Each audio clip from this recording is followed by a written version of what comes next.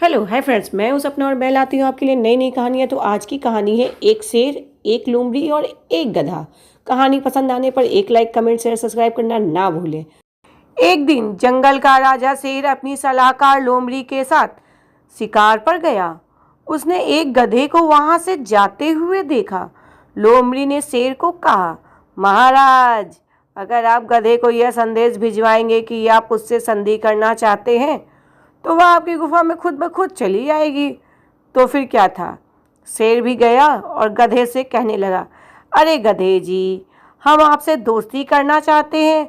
आप हमारे पास हमारे महल में चलेंगे, हम आपसे संधि करेंगे।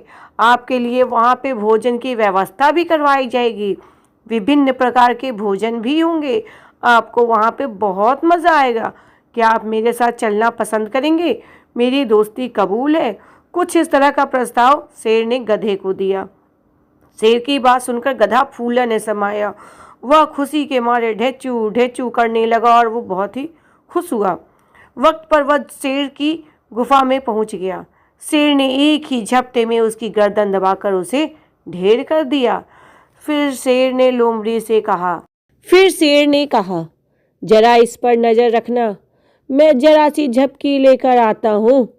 उसके बाद रात्रि भोजन में इसको मेरे सामने परोस देना। यह कहकर शेर चला गया। लोमड़ी तो काफी चालाक थी। उसने गधे का दिमाग निकालकर खा लिया। शेर जब झपकी लेकर आया तो गधे के दिमाग को देखा। अरे, ये तो यहाँ है ही नहीं, इसका दिमाग कहाँ गया?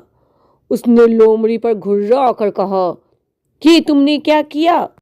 तुम तो मेरे बढ़िया से सलाहकार बनते हो, पर ये क्या, ये कैसा तुमने सलाह दिया कि इसके सर में तो दिमाग ही नहीं है? आखिर इसका तो दिमाग कहाँ गया? लोमड़ी ने हंसते हुए कहा, महाराज, अगर इसके दिमाग होता तो क्या ये आपकी बातों में कभी आता? गधे के तो दिमाग पहले से ही नहीं है, तभी तो वो आपकी बातों में आकर यहाँ तक आ गया। क्या किसी के पास अगर दिमाग होता तो क्या यहाँ आपके सामने आकर खड़े होने की हिम्मत रखता है? लोमड़ी ने अपनी चुपड़ी चुपड़ी बातों में शेर को बहलाया। लोमड़ी की बात सुनकर शेर मायूस हो गया और बिना दिमाग वाले गधे का भेजा ढूंढने में लगा। वो ये सोचा, सच में क्या होता है?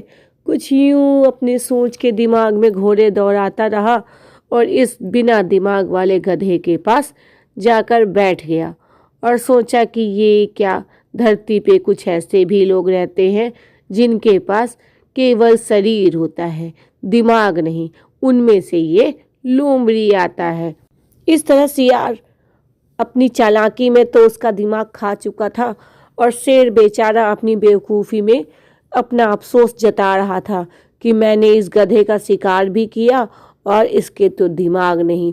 वह अफसोस जताते रहा था और वो सियार मन ही मन खुश हो रहा था कि शेर जो ये कहता है कि मैं जंगल का राजा हूँ, मैं जंगल का राजा हूँ, वो भी महा बुद्धू निकला, जिसे ये भी नहीं पता कि बिना दिमाग के कोई रह सकता है या उसका दिमाग कहीं ऐसा हो सकता है कि ना हो। यूं ही शेर अफसोस करता रहा और लोमड़ी मज़े लेते रही।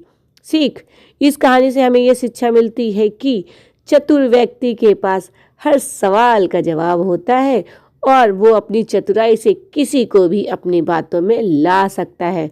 जैसे सियार ने राजा बनने वाले शेर को भी अपनी बातों में बहला फुसला लिया और अपनी तरफ कर लिया और गधा बेचारा मारा गया। तो कहानी पसंद आई हो तो लाइक कर दीजिएगा।